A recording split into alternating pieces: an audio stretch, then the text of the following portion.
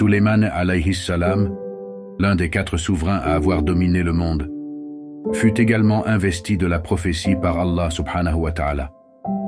Sa vie fascinante et les miracles qui lui furent accordés laissaient ceux qui les entendaient dans un profond émerveillement. Il avait autorité sur les djinns, qu'il commandait et faisait travailler à son service. Il comprenait le langage des animaux et pouvait converser avec eux, tout comme les vents lui étaient soumis. Sa richesse et les trésors qu'il possédait étaient d'une nature sans précédent sur terre.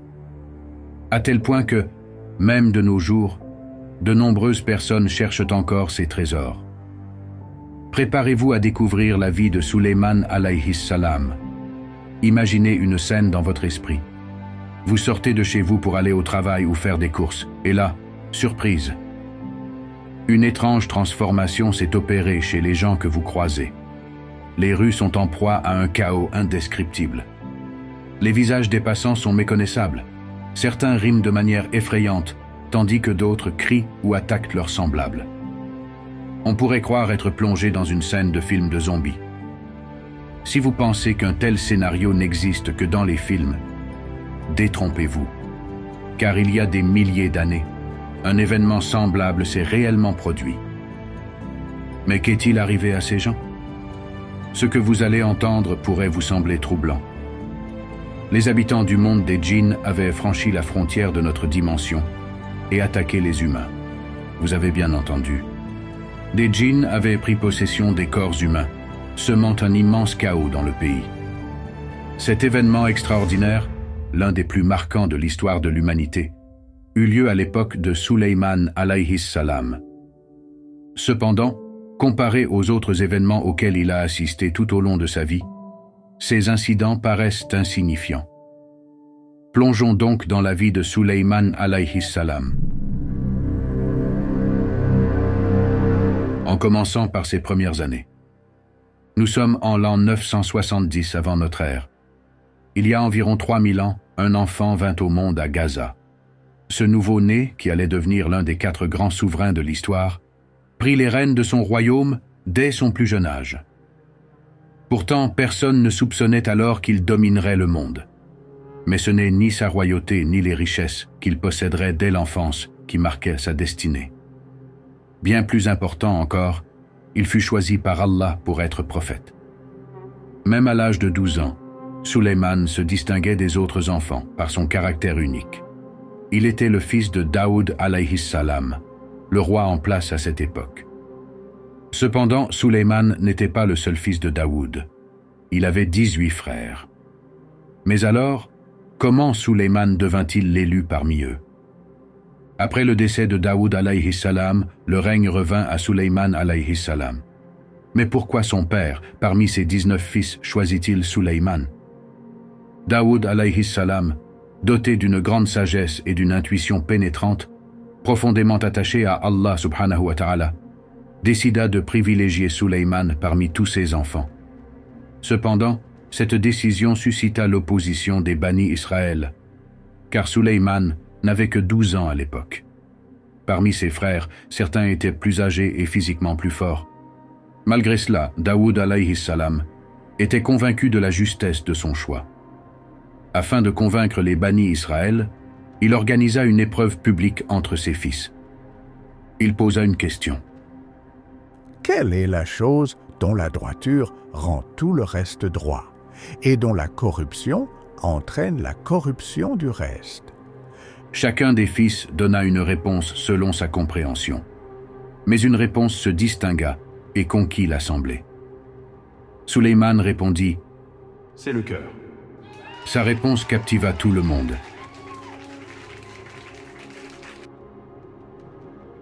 Mais Daoud alayhi salam n'en resta pas là. Il procéda à un autre test. Il fit écrire le nom de chacun de ses fils sur un bâton, puis plaça les bâtons dans une pièce fermée. Après un certain temps, il ouvrit la pièce et constata que seul le bâton de Sulayman alayhi salam avait germé et produit des feuilles. Cet événement marqua la reconnaissance de Sulayman par tous, et il fit ses premiers pas vers la royauté.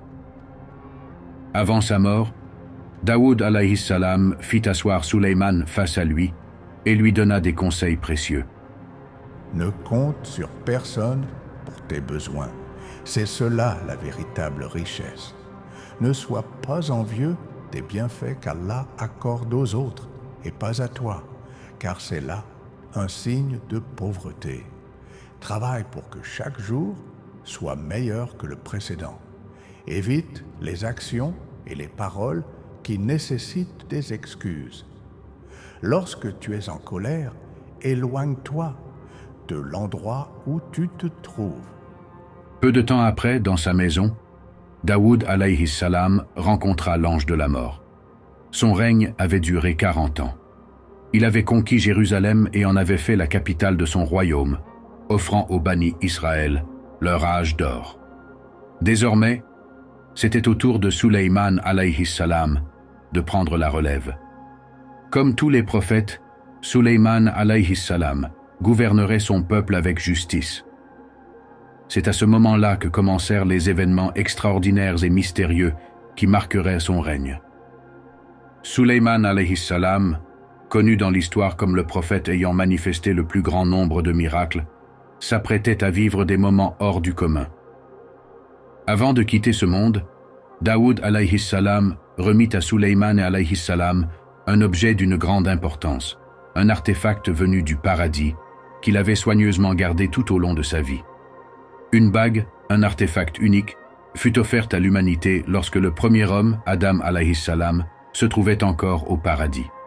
Sur cette bague, un secret divin était inscrit, l'ism al-Azam, un nom d'Allah subhanahu wa ta'ala connu uniquement des anges et de très rares humains, capable d'ouvrir toutes les portes et de conférer une immense puissance à son porteur.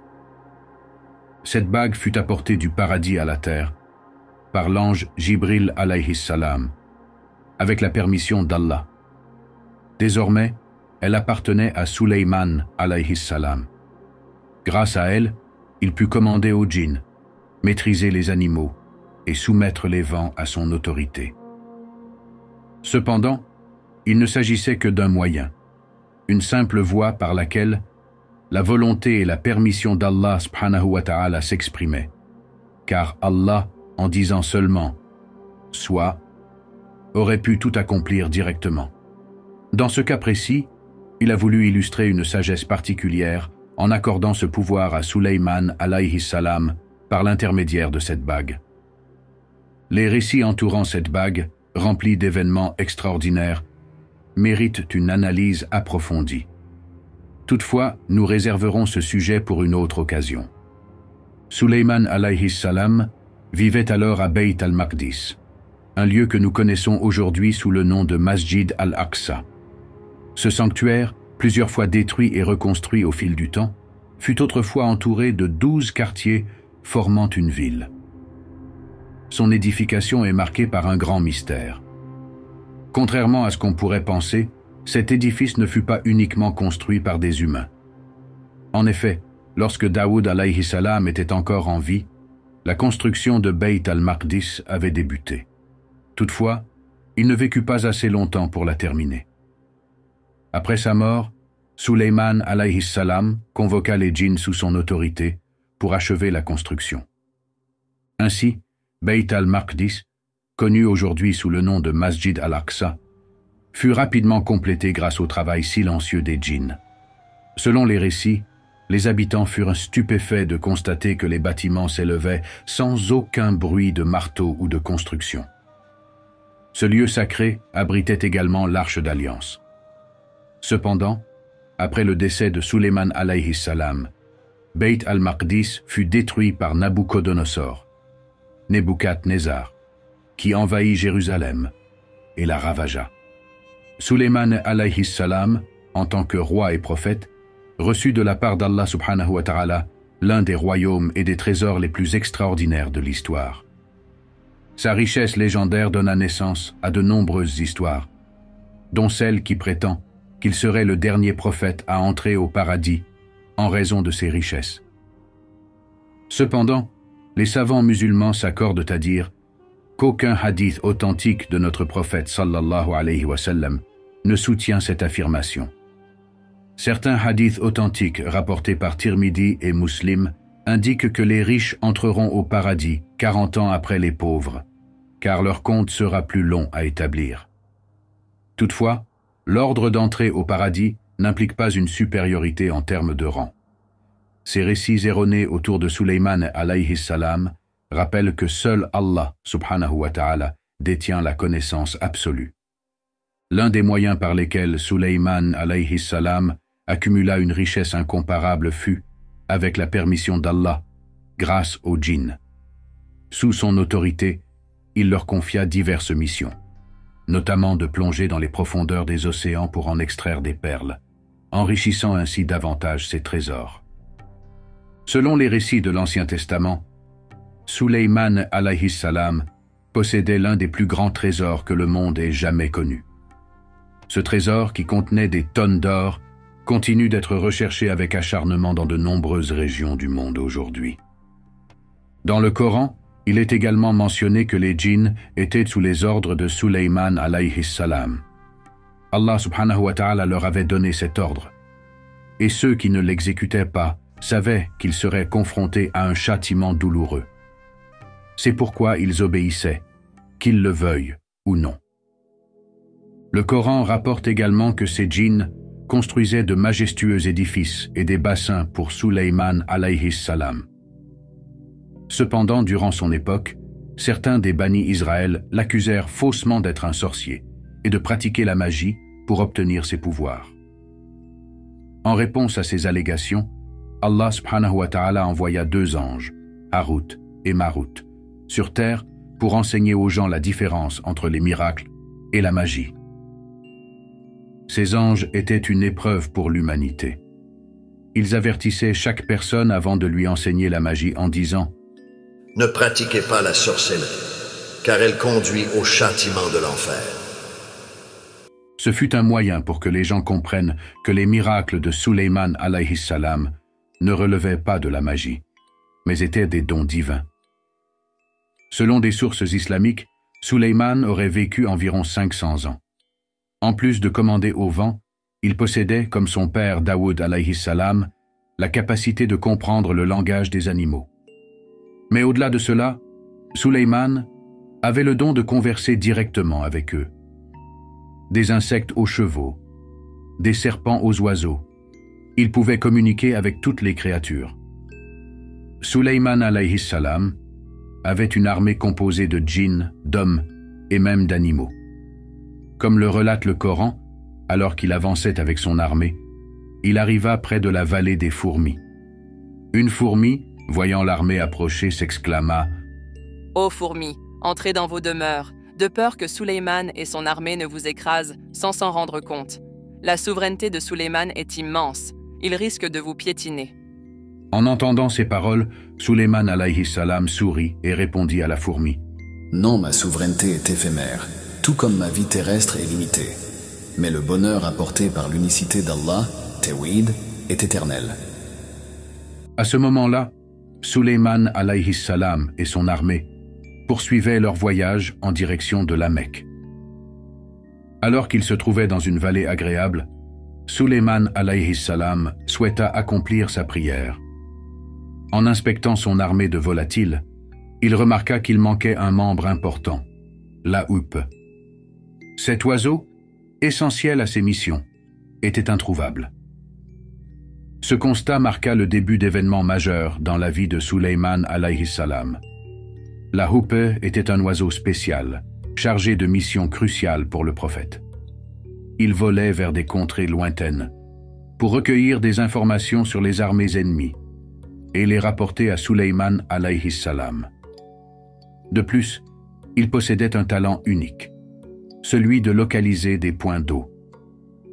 Lorsque Suleyman alayhi salam souhaitait effectuer ses ablutions, l'oiseau trouvait rapidement une source et l'informait. Mais en cet instant précis, malgré toutes ses recherches, Suleyman alayhi salam ne pouvait trouver la huppe. Ce dernier s'était éloigné, attiré par un groupe de huppes étrangers qu'il avait rencontrés dans la vallée. Ces oiseaux l'avaient emmené vers un autre royaume. Pendant son vol, la houppe découvrit un lieu extraordinaire. Le palais et les jardins somptueux de Bilqis, une reine de renom. Le Coran relate que Suleyman alayhi salam, en inspectant ces oiseaux, déclara « Pourquoi ne vois-je pas la huppe? Serait-elle absente ?» Peu après, l'oiseau revint auprès de Suleyman alayhi salam, porteur d'une nouvelle surprenante. Il déclara « J'ai appris ce que tu ignores. J'apporte des informations importantes. » La huppe raconta sa découverte. « J'ai trouvé une femme qui règne sur le royaume de Saba. Elle possède tout ce qu'on peut imaginer, et son trône est immense. Cependant, elle et son peuple adorent le soleil, au lieu d'adorer Allah subhanahu wa ta'ala. Shaitan leur a embelli leurs actes, et ainsi, ils s'égarent de la voie droite. » Intrigué, Suleyman alayhi salam répondit « Nous verrons si ce que tu dis est vrai ou si tu es parmi les menteurs. » Il rédigea alors une lettre en commençant par la basmala. Au nom d'Allah, le tout miséricordieux, le très miséricordieux, apposa son sceau et remit le message à l'oiseau. « Porte cette lettre à Bilqis, » lui ordonna-t-il. La huppe s'envola immédiatement vers le palais de Belkis au royaume de Saba. Une fois arrivé, il déposa la lettre sur le trône de la reine avant de se retirer discrètement pour observer. Le lendemain matin, en découvrant la lettre sur son trône, Bilqis fut stupéfaite. Comment un tel message avait-il pu arriver alors que toutes les portes étaient fermées? Elle interrogea ses gardes pour comprendre l'origine de cette mystérieuse missive. Personne ne comprenait comment la lettre était arrivée là. Les gardes avaient monté la garde toute la nuit devant les portes du palais. Intrigué, Bilqis ouvrit la lettre et en lut immédiatement le contenu à son entourage. « Messieurs, une lettre d'une grande importance m'a été laissée. Elle commence ainsi. Elle vient de Suleyman, au nom d'Allah, le tout miséricordieux, le très miséricordieux. » Avant de poursuivre, permettez-moi une clarification pour ceux qui pourraient s'interroger. Comment Suleyman alayhi salam pouvait-il parler d'islam? L'islam est le nom commun de la foi véridique transmise à tous les prophètes, depuis notre père Adam alayhi salam jusqu'au dernier des prophètes, Muhammad sallallahu alayhi wa sallam. Bilqis poursuivit sa lecture. Suleyman alayhi salam disait: « Ne vous opposez pas à moi et venez à moi en vous soumettant. » Par ce message, il lui rappelait que l'adoration est due uniquement à Allah subhanahu wa ta'ala et l'invitait à embrasser l'islam. Bien que riche et puissante, Bilqis fut troublée par cette lettre. Elle craignait que son royaume ne soit détruit par Suleyman alayhi salam et son immense pouvoir. Pour apaiser la situation, elle décida de lui envoyer des cadeaux somptueux. Mais Suleyman alayhi salam, voyant ces présents, répondit: « Les bienfaits qu'Allah m'a accordés sont bien meilleurs que ce que vous m'offrez. » Il renvoya les cadeaux et réaffirma son message. Comprenant qu'elle ne pouvait résister à un tel pouvoir, la reine de Saba accepta l'invitation de Suleyman alayhi salam et se mit en route avec ses conseillers. Elle envoya un message à Suleyman alayhi salam. « Je viens à toi pour voir ta religion. » Avant de partir, elle prit soin de cacher son célèbre trône dans l'endroit le plus sécurisé de son palais. Cependant, Suleyman alayhi salam était déjà informé de ce trône. Il s'adressa à ses compagnons. « Qui parmi vous peut m'apporter son trône avant qu'elle n'arrive ici ?» Un ifri parmi les djinns répondit: « Je peux te l'apporter avant que tu ne te lèves de ton siège. J'en ai la capacité. » Mais un homme ayant reçu une science spéciale d'Allah subhanahu wa ta'ala dit: « Je peux te l'apporter avant même que tu n'aies cligné des yeux. » Et en un clin d'œil, le trône de Bilqis fut transporté dans le palais de Suleyman alayhi salam. Celui-ci ordonna alors à ses hommes de modifier le trône pour le rendre méconnaissable. Lorsque Belkis arriva au palais, elle fut d'abord impressionnée par son entrée majestueuse. Devant ce qu'elle pensait être un bassin d'eau, elle releva le bas de sa robe pour ne pas se mouiller. Suleyman alayhi salam l'interpella. « Inutile de relever ta robe. Ce que tu vois est un sol en cristal. Tu peux marcher dessus. » Stupéfaite par la splendeur et la grandeur de Sulayman alayhi salam, Bilqis pénétra dans la salle principale. Quelle ne fut pas sa surprise en y découvrant un trône qui ressemblait à s'y méprendre au sien. Lorsqu'elle apprit qu'il s'agissait effectivement de son propre trône, elle s'écria « Comment cela est-il possible? Comment mon trône a-t-il pu être transporté ici ?» Réalisant la puissance et la grandeur de Sulayman, elle dit « Ô mon Seigneur, je me suis véritablement fait du tort en adorant autre chose que toi. Je me repens. Je me suis soumise avec Sulayman à Allah, le Seigneur des mondes. » Par ces mots, Bilqis accepta l'islam et embrassa la foi en Allah subhanahu wa ta'ala. Peu après, elle épousa Sulayman alayhi salam, scellant ainsi leur union. La vie de Sulayman alayhi salam fut marquée par des miracles et une grandeur inégalée. Il était à la fois un roi puissant et un prophète envoyé par Allah subhanahu wa ta'ala. Mais à l'approche de la fin de sa vie, une mort des plus surprenantes l'attendait. Un jour, Sulayman alayhi salam se retira dans une pièce de son palais. Les portes furent fermées et il resta seul, dans un calme absolu. C'est alors qu'il remarqua la présence d'un jeune homme dans la pièce. « Qui es-tu » demanda Sulayman alayhi salam. « Ô prophète d'Allah, que la paix soit sur toi. Je suis venu avec une mission. » répondit le jeune homme. « Comment es-tu entré ici » questionna Sulayman alayhi salam. Le jeune homme répondit « Ô Sulayman, je suis celui que ni porte ni garde ne peuvent t'empêcher d'entrer. Là où je vais, les palais restent silencieux et ceux que je visite trouvent leur repos dans la terre. » À ces paroles, Sulayman alayhi salam comprit qu'il s'agissait de l'ange de la mort. Soutenu par son bâton, Sulayman alayhi salam resta debout, conversant avec l'ange de la mort, jusqu'à ce que son âme soit reprise. Il expira ainsi, dans cette position, appuyé sur son bâton. Les jours passèrent, puis les semaines, et pourtant personne ne réalisa que Sulayman alayhi salam était décédé. Ses serviteurs et ses visiteurs, respectant sa quiétude, entraient et sortaient de la pièce sans troubler sa posture. Même les djinns, qui exécutaient encore les travaux pénibles qu'ils considéraient comme une punition imposée par Sulayman alayhi salam, croyaient qu'il était toujours en vie. Ce n'est que bien plus tard qu'un petit ver de bois, grignotant le bâton de Sulayman alayhi salam, finit par en affaiblir la structure. Le bâton céda, et le corps de Sulayman alayhi salam tomba au sol. Ce n'est qu'à cet instant que tous comprirent qu'il était décédé depuis longtemps. Cet événement est évoqué dans le Coran, dans la sourate Saba 34-14, comme une preuve que même les djinns ne possèdent pas la connaissance de l'invisible. Allah subhanahu wa ta'ala dit « Puis, lorsque nous décrétâmes sa mort, rien ne leur indiqua sa mort, si ce n'est la bête de terre qui rongeait son bâton. Quand il s'effondra, il apparut clairement aux djinns qu'ils n'auraient pas dû rester dans le tourment humiliant s'ils avaient connu l'inconnaissable. » Après la mort de Sulayman alayhi salam, l'anneau qu'il portait, symbole de son immense pouvoir accordé par Allah subhanahu wa ta'ala, disparut mystérieusement, caché par la volonté divine. Cet anneau est aujourd'hui encore l'objet de nombreuses recherches à travers le monde. Le mystère de cet anneau légendaire reste entier. Peut-être en parlerons-nous davantage dans une prochaine rencontre.